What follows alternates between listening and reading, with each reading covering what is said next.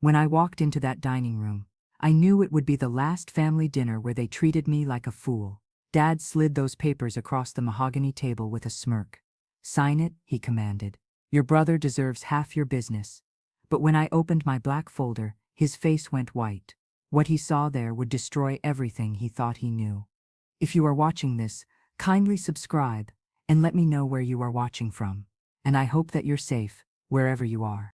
The chandelier cast shadows across Dad's weathered face as he leaned forward, his fingers drumming against the contract. "Sarah built that marketing firm from nothing," he said, his voice dripping with false pride. "But family comes first. Michael needs this opportunity." My stepmother Linda nodded eagerly from her seat, her manicured nails clicking against her wineglass. "Honey, it's only fair. Michael has struggled so much since college. This is his chance to prove himself." Michael sprawled in his chair like he owned the world, scrolling through his phone. At 25, he'd never held a job longer than 3 months. Yet here they were, demanding I hand over half of everything I'd built. "The contract's simple," Dad continued, sliding the papers closer to me. "50-50 partnership. Michael gets equal control, equal profits. You sign tonight." I stared at the documents, my heart pounding. 5 years of 18-hour days. 5 years of maxed-out credit cards and sleepless nights. 5 years of building a client base from zero while they criticized every decision I made. "Dad," I said quietly, "why now? Why after 5 years of telling me I'd never succeed?" His jaw tightened. "Because you did succeed, and success belongs to family." Linda's voice turned sickeningly sweet. "Sarah, darling, we're not asking for much. Just share the wealth. Michael has such brilliant ideas for expansion." Michael finally looked up from his phone, grinning. "Yeah, sis, time to let the big boys play." That's when I reached into my purse and pulled out a thick black folder. I'd been carrying it for 3 months, waiting for this moment. My hands trembled slightly as I opened it, but my voice remained steady. "Before I sign anything," I said, pulling out the first document, "maybe we should discuss this." I slid a bank statement across the table. Dad's eyes widened as he recognized the account number. "That's from your private savings, Dad. The one you thought I didn't know about." His face drained of color. "How did you get access to your financial records?" I smiled coldly. "You made me your power of attorney when you had that heart scare last year. Remember? You said you trusted me completely." Linda grabbed the paper, scanning the numbers. Her perfectly applied makeup couldn't hide her shock. "Charles," she whispered, "these withdrawals, they're enormous." I pulled out another document. "Casino receipts. Dad, 47 visits to the Riverboat Casino in the past 6 months. Total losses, $238,000. The silence was deafening. Michael's phone clattered onto his plate. "That's not all," I continued, my voice gaining strength. "Should we talk about where you got the money for those gambling trips?" Dad's hands shook as he reached for his water glass. "Sarah, you don't understand." "I understand perfectly." I cut him off. "You've been stealing from my trust fund. The college fund Mom set up before she died. The fund you've been managing as my loving father." The papers rustled as I spread them across the table like a winning poker hand. Bank transfers, forged signatures, falsified documents. "You've stolen over $400,000 from me, Dad. And you want me to give Michael half my business." Linda's wineglass slipped from her fingers, red liquid spreading across the white tablecloth like blood. But that wasn't even the worst secret I'd uncovered. Michael's face had gone ashen, but he tried to maintain his arrogance. "You're lying," he sputtered. "Dad wouldn't steal from family." I laughed bitterly. "Wouldn't he? Tell me, Michael, where do you think the money for your monthly allowance comes from? The $2,000 Dad deposits into your account every month?" Dad's chair scraped against the floor as he stood abruptly. "Enough, Sarah. This is ridiculous." "Sit down, Dad." My voice carried authority I'd never used with him before. "We're just getting started." He sank back into his seat, defeated. I pulled out a manila envelope, thick with photographs and documents. 3 months ago, I hired a private investigator, not to spy on you initially, but to help me trace some suspicious transactions in my trust fund. The first photograph landed on the table with a soft thud, Michael picking up a small baggie from a man in a parking lot. "Cocaine, Michael. Your drug dealer's name is Tony Martinez. He's been supplying you for 2 years. Linda gasped, her hand flying to her throat. Michael, tell me this isn't true. More photos scattered across the table. Michael at various locations, money changing hands, white powder visible in several shots. Dad's been paying for your habit, I continued relentlessly. Every allowance, every emergency loan, every time you needed rent money, it all went to drugs. Michael's tough guy facade crumbled. Sarah, please. Please what? Please keep quiet while you and Dad steal my inheritance to fund your addiction. I turned to Linda, whose face had turned green. Don't worry, Linda. I didn't forget about you. Another set of photos. Linda entering a downtown hotel, a tall, dark-haired man following her. The same man leaving 3 hours later. James Morrison, I announced. Dad's business partner for 15 years. Also Linda's lover for the past 18 months. Dad's face went from white to purple in seconds. What? The hotel receipts were damning. Credit card statements showing expensive dinners, jewelry purchases, weekend getaways, all charged to accounts Dad didn't know existed. Every Tuesday and Thursday when you thought Linda was at her book club, I said, watching Dad's world collapse in real time, she was in room 237 at the Marriott downtown, with your best friend. Linda was crying now, mascara streaming down her cheeks. Charles, I can explain. Can you? I interrupted. Can you explain why you've been planning to leave him? The divorce papers are in your car, Linda. I've seen them. What would you do if your own family betrayed you like this? Would you stay silent, or would you fight back? The room felt like it was spinning. Dad gripped the edge of the table, his knuckles white. There's more, I said quietly. So much more. And that's when Dad realized I knew absolutely everything about their pathetic lives. Dad's voice cracked like thunder. You have no right to invade our privacy. This is blackmail. I smiled, cold and calculating. No, Dad, this is justice. He lunged forward, grabbing for the photographs. I'll sue you for this. I'll have you arrested for harassment. For what? Discovering the truth. I pulled out a small digital recorder and placed it on the table. Maybe you should listen to this first. I pressed play. Dad's voice filled the dining room crystal clear. Just take another $50,000 from Sarah's account. She'll never notice. The girl's too busy with her little business to pay attention. Then Michael's voice, what if she finds out? Dad again, she won't. And if she does, we'll deal with it. That money should be supporting family anyway. The recording continued. 5 damning minutes of them plotting to drain my trust fund completely. I've been wearing this wire to every family gathering for 3 months, I explained, watching Dad's face crumble. Every conversation, every confession, every time you thought I was too naive to understand what you were doing. Linda had stopped crying and was staring at me with newfound fear. Sarah, honey, you're being unreasonable. We're still family. Family? I stood up slowly, my chair scraping against the hardwood floor. Family doesn't steal. Family doesn't lie. Family doesn't plan to rob someone blind and then demand they share what little they have left. I walked to the window, looking out at the manicured garden where I'd played as a child, where Mom used to push me on the swing set before cancer took her away. You know what the saddest part is? I turned back to face them. I would have helped you, all of you. If Dad needed money, I would have given it freely. If Michael needed rehab, I would have paid for the best treatment center in the country. If you were unhappy, Linda, I would have supported your decision to leave. My voice grew harder. But instead, you chose deception. You chose theft. You chose to treat me like a fool. I pulled out my phone and showed them the screen. I've already sent copies of everything to the FBI, the IRS, and the state attorney's office.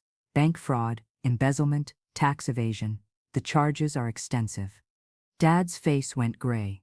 Sarah, you're destroying your own family. No, I replied, my voice steady as steel. You destroyed this family the moment you decided to steal from your dead wife's daughter.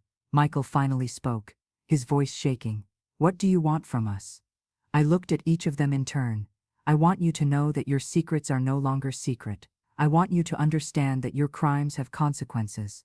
I gathered my folder and headed toward the door. Oh, and Michael, your drug dealer Tony? He's been working with the DEA for 6 months. Every purchase you made is documented evidence. Their shocked gasps followed me as I reached the doorway. Tomorrow morning I'm holding a press conference. The media frenzy began before dawn. My phone buzzed incessantly as reporters caught wind of the story. Local business owner exposes family fraud ring. The headlines wrote themselves. I stood behind the podium at the Marriott conference room. Cameras flashing, microphones thrust forward like weapons. I'd chosen this hotel deliberately, the same one where Linda conducted her affair. "Good morning," I began, my voice carrying across the packed room. "My name is Sarah Catherine Morrison, owner of Morrison Marketing Solutions. I'm here today to expose a systematic campaign of fraud and embezzlement conducted by my own family." The room erupted with questions, but I raised my hand for silence. For 2 years my father Charles Morrison, my stepmother Linda Morrison, and my brother Michael Morrison conspired to steal my inheritance. They forged documents, manipulated accounts, and planned to force me into a partnership designed to give them control of my business. I held up the first exhibit, bank records showing $412,000 stolen from my trust fund, money my dying mother set aside for my education and future. Cameras zoomed in on the documents as reporters scribbled furiously. The stolen money funded my brother's cocaine addiction and my father's gambling problem. Meanwhile, my stepmother conducted an 18-month affair with my father's business partner, planning to divorce him and claim half of everything they'd stolen. The questions came like artillery fire.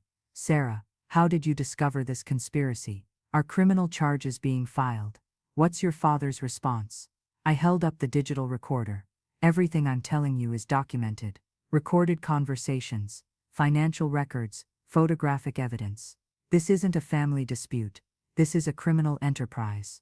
The press conference lasted an hour. By noon the story had gone viral. Local news stations picked it up first, then regional outlets, then national media. My phone rang constantly. Dad's number appeared on the caller ID 17 times. I let every call go to voicemail. By evening the messages had shifted from angry to desperate. "Sarah, please. We can work this out. Your family needs you now more than ever. I'm begging you, please don't destroy us." But it was too late. The FBI had already frozen their bank accounts. Michael's arrest warrant was issued at 3 p.m. Linda's car was photographed outside James Morrison's apartment, suitcases visible in the back seat. The local news ran a special report at 6 o'clock. Trust fund theft. How a family betrayed their own daughter. I watched from my office, Linda's tears filling the screen as reporters surrounded her outside the courthouse. She looked broken, desperate, nothing like the polished woman who demanded I share my success just 24 hours earlier. Michael's arrest made the 10 o'clock news. Handcuffed, head down, led away by federal agents. His drug dealer had indeed been working with the DEA, and 18 months of recorded transactions were now evidence in a federal drug case. But Dad was the most pitiful sight. Cameras caught him outside his lawyer's office, aged 10 years in a single day, his hair disheveled, his expensive suit wrinkled, his face gaunt with panic. "I raised that girl," he told reporters, his voice breaking. "She's destroying her own family for money." I turned off the television and sat in the silence of my office. Tomorrow would bring more interviews, more evidence, more consequences. But tonight, for the first time in years, I felt free. This revenge story was just beginning, and Dad's most desperate move was still to come. The next morning brought chaos. My assistant Jennifer burst into my office, her arms full of newspapers and her face flushed with excitement. "Sarah, look at this." She spread the papers across my desk. The headlines screamed across every front page. "Family fraud exposed, daughter fights back. Trust fund theft scandal rocks local business community." But it wasn't just local anymore. CNN had picked up the story. Fox News was running segments every hour. The story had gone national overnight. "The phones haven't stopped ringing," Jennifer continued breathlessly. "Business Insider wants an exclusive interview. 60 Minutes called twice. And Sarah, our client list has tripled since yesterday." I stared at the newspapers, barely believing this was my life. One dinner, one folder, and everything had changed forever. "There's something else," Jennifer said hesitantly. "Your father's business partner, James Morrison. He held a press conference an hour ago." She turned on the conference room television. James stood behind a podium, his face grave, his voice shaking. "I want to publicly apologize to Charles Morrison and his family," he began. "My relationship with Linda Morrison was wrong. but I had no knowledge of any financial crimes. I voluntarily turned over all my financial records to federal investigators. The camera zoomed in on his face as he continued. Charles Morrison has been my partner and friend for 15 years. I never suspected he was capable of stealing from his own daughter. I laughed bitterly. James was throwing Dad under the bus, distancing himself from the financial crimes while admitting only to the affair. Smart move. The business partnership between Morrison Industries and myself is officially dissolved, James concluded. I cannot and will not be associated with fraud. Jennifer muted the television. Sarah, what James said, it's going to destroy your father's business completely. She was right. Dad's company had been built on his partnership with James. Without that relationship, without those contracts, Morrison Industries would collapse within weeks. My phone buzzed. A text from an unknown number. Please call me. It's Michael. I'm out on bail. We need to talk. Then another from Linda. Sarah, I'm sorry. Please give us a chance to explain. But it was the third message that caught my attention. From Dad. I'm losing everything. Please, for your mother's memory, give me a chance to make this right. How far would you go to protect what's yours? When your own family becomes your enemy, where do you draw the line? I deleted all 3 messages without responding. The afternoon brought more developments. Dad's longtime secretary, Patricia Wells, held her own press conference. She'd worked for him for 23 years, and her testimony was devastating. I witnessed Charles Morrison forging his daughter's signature multiple times. She testified,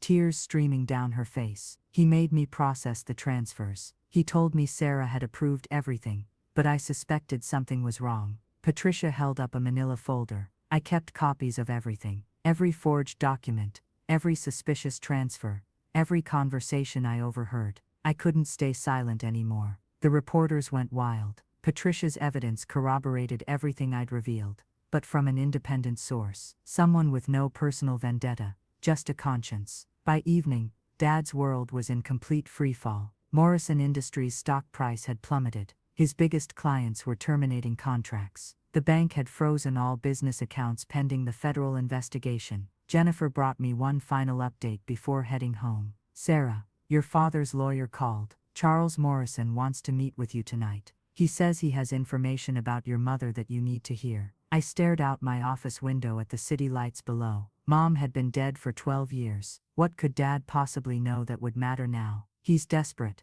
I told Jennifer. He'll say anything to get out of this. But even as I said it, curiosity gnawed at me. What secrets about Mom could Dad still be hiding? My phone rang. Dad's number again. This time I answered. Sarah. His voice was broken hollow. Please, just one conversation. There are things about your mother, things you deserve to know. I closed my eyes, remembering Mom's gentle smile, her bedtime stories, her promise that she'd always protect me. What things, Dad? Not over the phone. Meet me at the house. 1 hour, I'll tell you everything. The line went dead. I sat in the darkness of my office, weighing my options. What could he possibly tell me about Mom that would change anything? Was this another manipulation? Another desperate attempt to regain control? Or was there really something I didn't know about the woman who'd shaped my entire life? Against my better judgment, I knew I had to find out. This family drama was about to take an even darker turn, and I had no idea what truth was waiting for me. I arrived at the house at 9 p.m., my heart pounding with a mixture of dread and curiosity. The once imposing Morrison family estate looked different now, smaller somehow, its grandeur tarnished by scandal. Dad waited on the front porch, hunched in a chair like an old man. At 58, he'd always seemed invincible to me.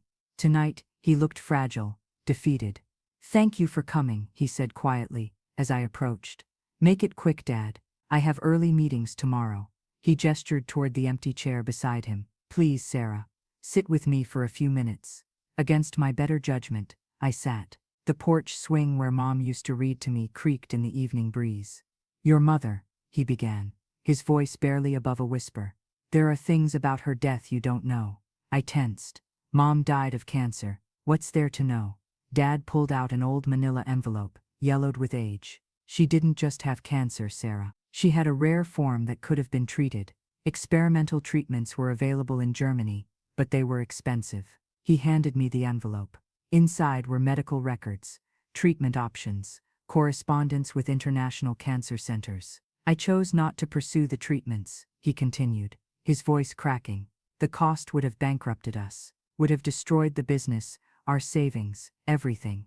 The papers trembled in my hands as I read, promising experimental treatments, survival rates that were significantly higher than conventional therapy. You let Mom die to save money? The words came out as a whisper. I thought I was protecting our family's future, he said desperately. I thought the conventional treatment would work. I thought I was making the responsible choice. Rage exploded through me like fire. You murdered her. No, Sarah. Please. I shot to my feet, the medical records scattering across the porch. She could have lived, she could have survived, and you chose money over her life. Dad's face crumpled. I've regretted that decision every day for 12 years. The guilt has eaten me alive. That's why I started gambling. Why I made such terrible choices afterward.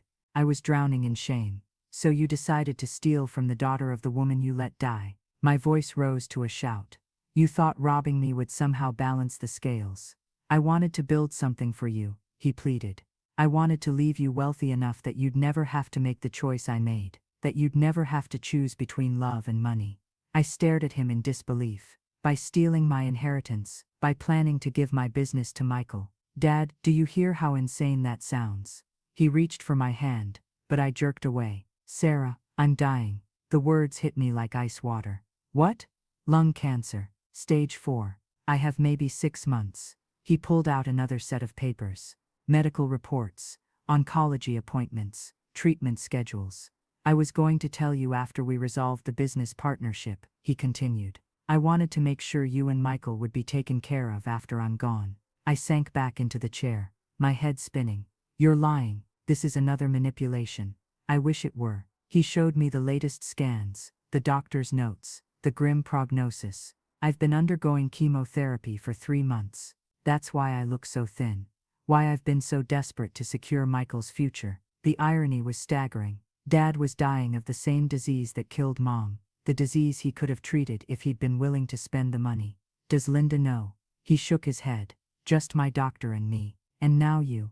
I stared at the man who'd raised me, lied to me, stolen from me. The man who'd let my mother die, and was now facing the same fate. What do you want from me, Dad? Forgiveness? Sympathy?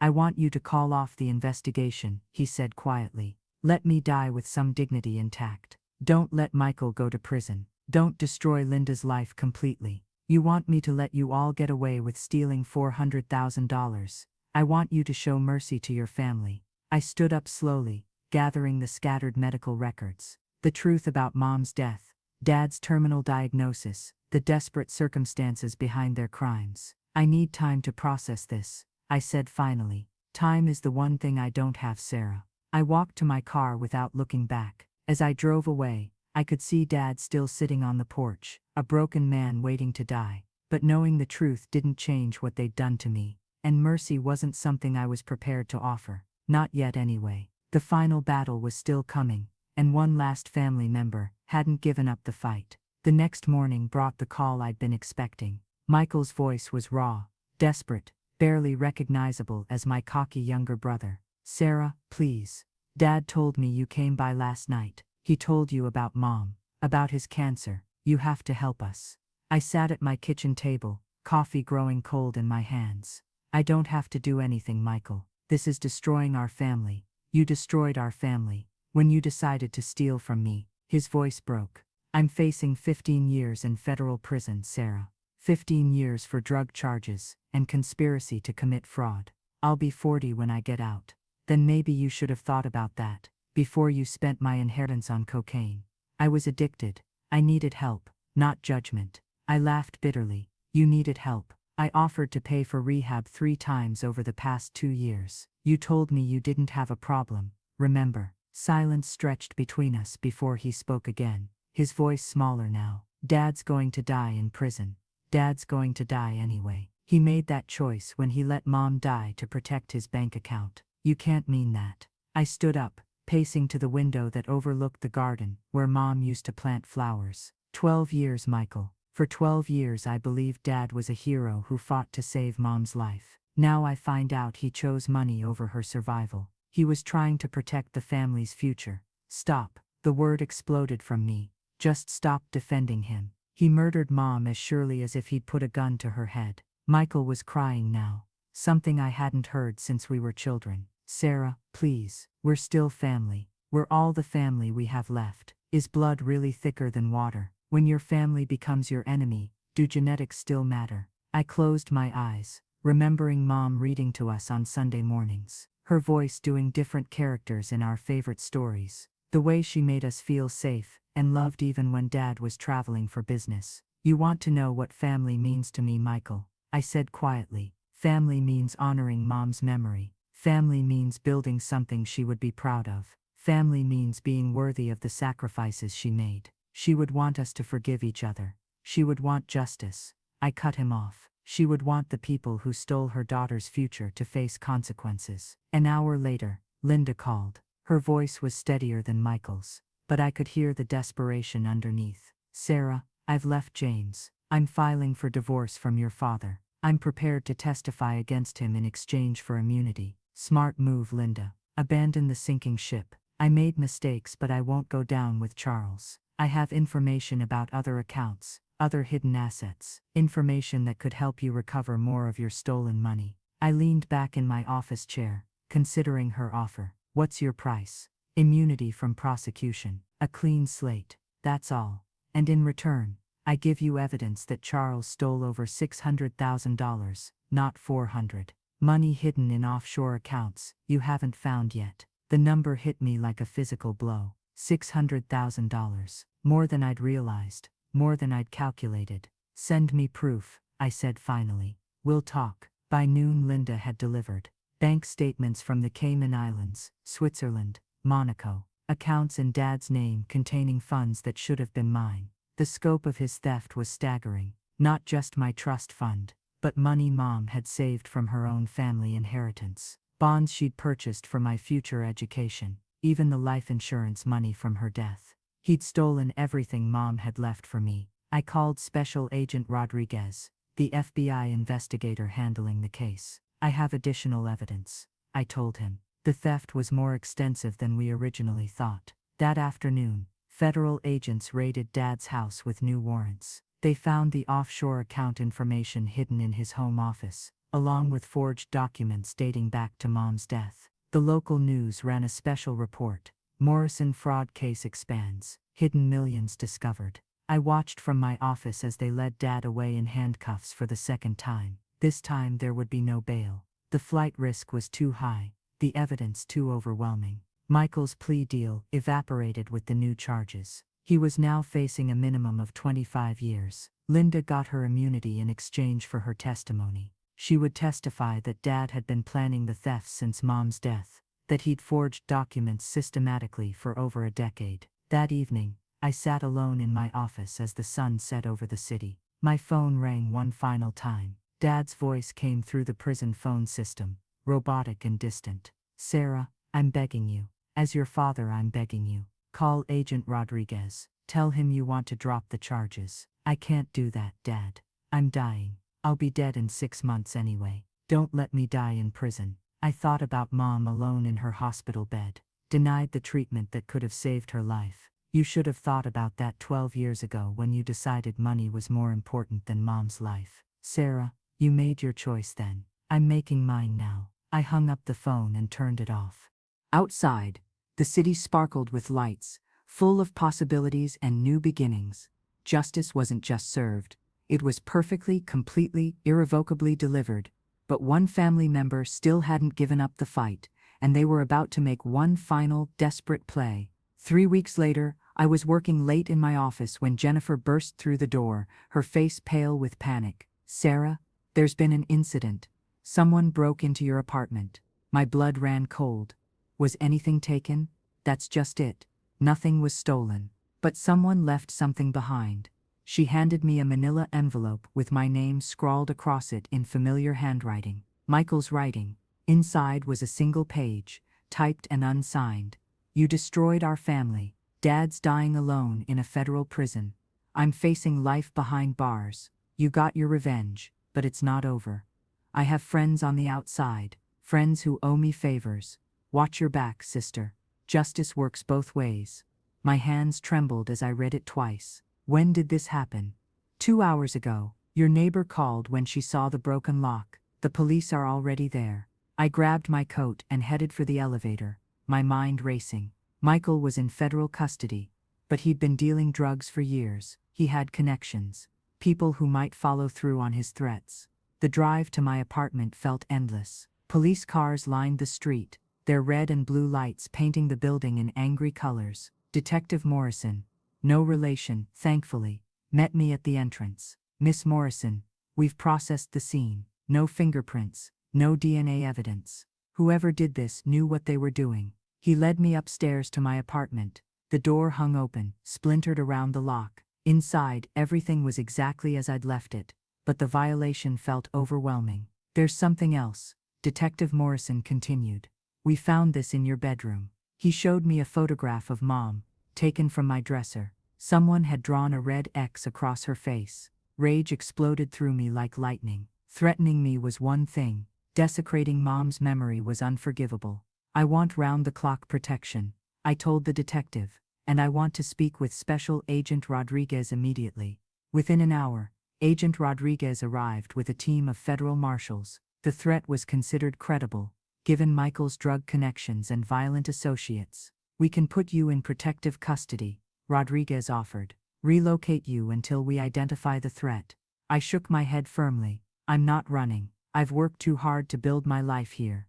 Then we'll provide security. But Sarah, you need to be smart about this. Michael Morrison isn't playing games anymore. The next morning brought unexpected news. Jennifer rushed into my office with her laptop, her expression a mixture of shock and satisfaction. Sarah, you need to see this.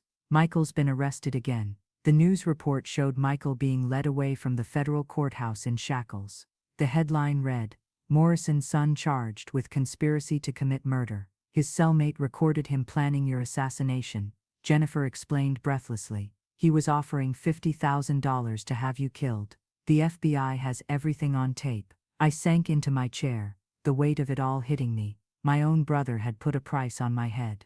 There's more, Jennifer continued. The $50,000. It was the last of the money he had hidden in his personal accounts. He was willing to spend his final savings to have you murdered. The irony was bitter and complete. Michael had inherited Mom's gentle spirit, her artistic talents, her capacity for love. Yet he'd chosen to become someone who would order his own sister's death for money. Agent Rodriguez called an hour later with the final update.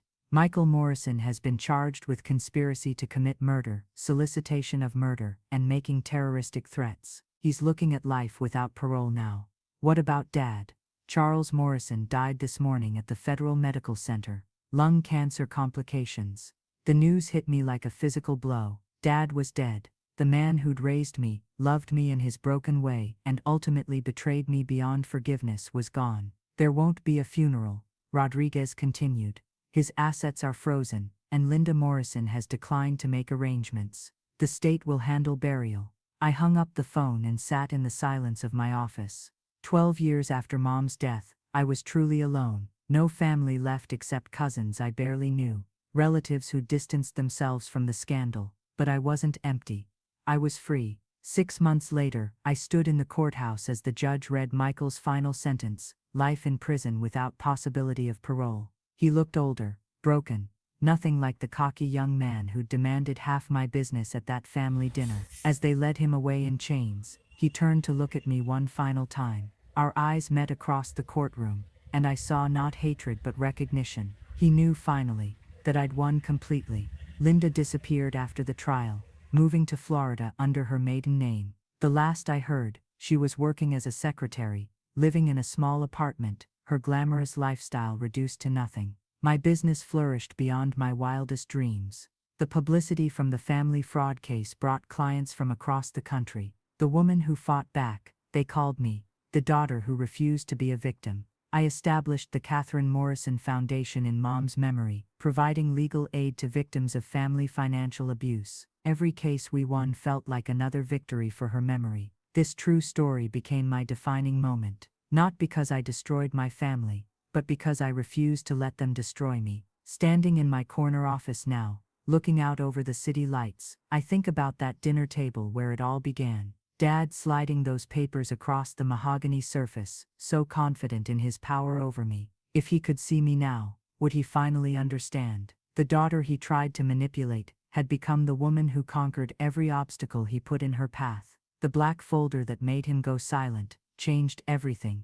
It proved that truth is more powerful than manipulation, that justice is sweeter than submission. I am Sarah Catherine Morrison. I survived my family's betrayal, exposed their crimes, and built something Mom would be proud of. And I won. This revenge story taught me that blood isn't thicker than water when that blood is poisoned by greed and betrayal. Family drama becomes a true story of survival when you refuse to be anyone's victim. Sometimes the greatest revenge isn't destroying your enemies, it's becoming everything they tried to prevent you from being. Every success, every victory, every moment of happiness becomes proof that they failed to break you. Mom used to tell me that storms make trees grow stronger roots. She was right. The storm my family created didn't destroy me, it made me unbreakable. Tonight I raise a glass to every person who's been betrayed by those who should have protected them. To everyone who's been told they're not strong enough, smart enough, or worthy enough to fight back. You are stronger than you know. And sometimes the best revenge is simply refusing to stay down.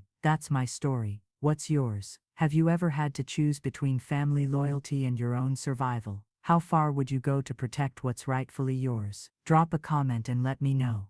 I read every single one. If this story moved you, hit that like button, share it with someone who needs to hear it, and subscribe for more true stories of people who refuse to be victims. Because sometimes the underdog wins, and justice truly is served. Until next time, remember, never let anyone dim your light, especially those who are supposed to love you most.